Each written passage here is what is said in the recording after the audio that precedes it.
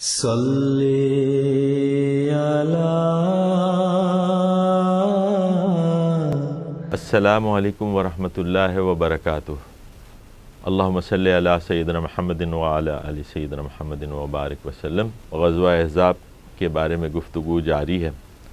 آپ صلی اللہ علیہ وسلم کے پاس یہ خبریں آ رہی ہیں اور اس کی تصدیق کے لیے آپ بھیجتے ہیں اپنے اصحاب کو، خاص طور پہ مدینے میں یہود ہیں ان کی خبریں لینے کے لیے کہ ایک ہی قبیلہ وہاں پہ رہ گیا تھا بنو قریظہ، کہ ان کے کیا حالات ہیں، اور پتہ چلتا ہے کہ وہ لوگ تو اس میں آگے ہیں، اور وہی لوگ ہیں جو کہ اس کو پلان کرنے والے، انیشیٹ کرنے والے ہیں اس کیمپین کو۔ وہاں پر ان کو خبر آپ صلی اللہ علیہ وسلم کو ملتی ہے کہ یہ لوگ اپنے قلعوں میں کھانے پینے کا سامان اور دیگر، تاکہ وہ دیر تک وہاں پہ سروائیو کر سکیں، وہ جمع کر رہے ہیں، اور دیگر تیاریاں جو ہیں وہ اپنے مضبوطی کے لیے وہ کر رہے ہیں، اور یہ ساری باتیں آپ صلی اللہ علیہ وسلم کو پتہ چلتی ہیں۔ تو آپ صلی اللہ علیہ وسلم ایک کنٹینجنٹ بھی 200-300 لوگوں کا بھیجتے ہیں تاکہ ان کو بھی یہ ایک تھوڑا سا احساس ہو جائے کہ ایسا نہیں ہے کہ ہم بے خبر ہیں اور ہمیں اس بات کا پتہ ہے کہ آپ کیا تیاریاں کر رہے ہیں۔ اور وہ ایک کنٹینجنٹ جو ہے ان کے 20 ایسے اونٹوں کو اپنے قبضے میں کرتا ہے کہ جو رسد کا سامان لے کر ان احزاب کے لیے، جو قریش اور قحطان کے جو قبیلے روانہ ہوئے تھے مدینے کی طرف، ان کو زاد راہ پہنچانے کے لیے وہ یہاں سے چیزیں بھیج رہے تھے، جو یہود تھے جو مدینے میں، تو وہ پکڑے جاتے ہیں، اور بالکل واضح ہو جاتا ہے کہ اب یہ جو ہے ایک صرف باہر سے آنے والوں کی جنگ نہیں ہے، بلکہ جو اندر جو ہمارے قریب جو مدینے میں جو لوگ رہتے ہیں، جن کے ساتھ ہمارا میثاق تھا، معاہدہ تھا، اور معاہدے میں یہ بات شامل تھی کہ ان کے جو قلعے ہیں اگر کوئی اٹیک ہوتا ہے تو مسلمان اور وہ ان قلعوں میں جا کے وہاں سے حفاظت کریں گے۔ تو جو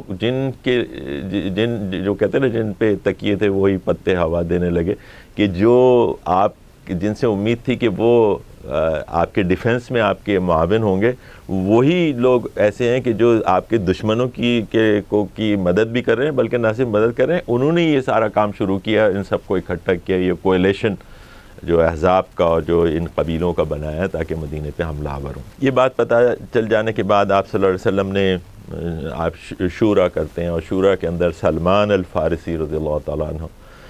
ان کی طرف سے مشورہ یہ آتا ہے کہ ہم، کیونکہ وہ فارس کے رہنے والے تھے، کہ ہم پرشیا میں، فارس میں ہمارا ایک طریقہ جنگ یہ ہے کہ ہم اپنے ڈیفنس کے لیے ایڈوانسنگ جو کیولری آتی ہے اس کو روکنے کے لیے ہم خندق یا موٹ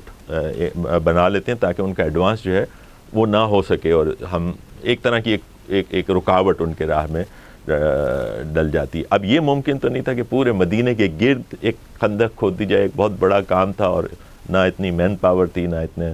اتنا وقت تھا۔ تو طے یہ کیا گیا کہ شمال کی جانب ایک جو ان کی ایکسس تھی جہاں سے وہ اندر آ سکتے تھے، وہاں پہ یہ خندق کھود دی جائے اور وہاں پہ بیٹھ کے ہم دفاع کریں۔ اس میں یہ بات ہے کہ حالانکہ جو قریش تھے، جو حملہ آور ہو سکتے تھے، وہ جنوب سے ہو سکتے، کیونکہ ان کا ٹھکانہ تو جنوب میں تھا مکے والوں کا، لیکن اس میں یہ بات ہے کہ جو ایسٹ اور ویسٹ مدینہ کا ہے، اس میں تو ایسی سمجھیں کہ والکینک راکس ہیں، ایسی چٹانیں ہیں کہ جہاں سے پینیٹریٹ کرنا، ایک بڑی فوج کو اندر لے کے آنا، یہ آسان نہیں ہے۔ تو وہ تو ایک نیچرل پروٹیکشن مدینے کو ملتا تھا، اور ساؤتھ کی جانب، جنوب کی جانب، جس جانب قریش تھے، اس جانب کیونکہ ایگریکلچرل لینڈ تھا، باغات تھے، اور اس میں ایمبش کا اور اس طرح کے خطرات جو تھے، اس کی وجہ سے افواج یا جو حملہ آور لشکر ہے وہ اس طرف سے آنے کی بھی کا پلان نہیں کرتا۔ جو اونلی جو ایک ورنریبل پوائنٹ یا جگہ تھی وہ نارتھ تھی، کہ جہاں سے وہ آ سکتے تھے۔ تو اس نارتھ میں، اس شمال میں یہ خندق پہ آپ صلی اللہ علیہ وسلم نے اس رائے کو سراہا اور اس پہ عمل شروع کیا۔ اب اس میں یہ دیکھ لیجئے کہ یہ جو ٹیکنالوجی، یہ جو علم ہے، علم حرب ہو یا دیگر علوم ہو، اس پہ کسی کی اجارہ داری نہیں ہے، یہ آپ کو جہاں سے ملتا ہے یہ آپ کو اپنا لینا چاہیے، اور جس میں مسلمانوں کا، امت کی بھلائی ہو،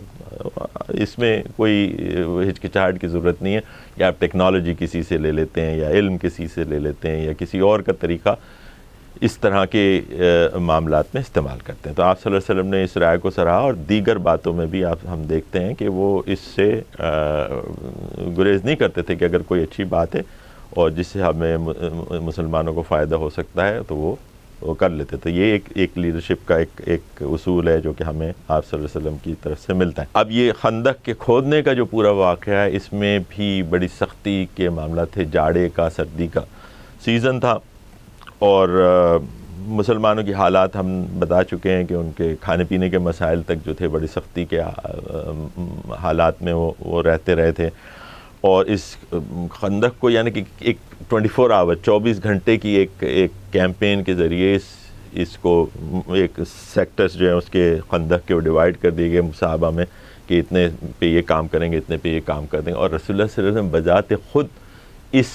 پورے کام میں شریک رہے، جس طرح صحابہ رہے بلکہ اس سے زیادہ۔ یہاں تک کہ ایک واقعہ یہ آتا ہے کہ اس دوران کیونکہ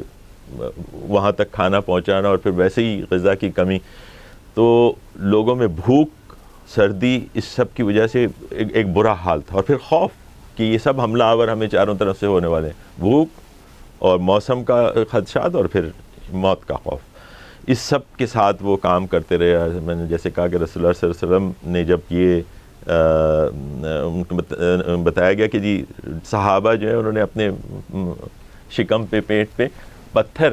باندھ لیے ہیں تاکہ وہ بھوک کی شدت محسوس نہ ہو اور وہ کام کرتے رہے۔ تو آپ جب صحابہ نے اگر ایک پتھر باندھا تھا تو رسول اللہ صلی اللہ علیہ وسلم کو جب دیکھا گیا تو انہوں نے اس کی جگہ 2 پتھر باندھے، مطلب یہ کہ انہوں نے زیادہ دیر سے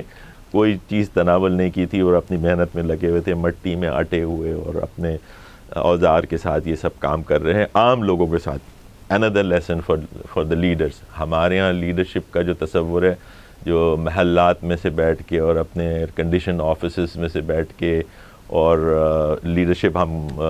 ایک ماڈل پیش کرتے ہیں، this is not the leadership model of prophet صلی اللہ علیہ وسلم۔ وہ اپنے لوگوں کے ساتھ تھے، وہ آن گراؤنڈ آپریشنل لیول پہ بھی ان کے ساتھ تھے، جو کام جس سختی سے وہ گزر رہے تھے اس سے وہ آپ صلی اللہ علیہ وسلم بھی گزر رہے تھے۔ اب ایک اور بہت خوبصورت بات کہ اس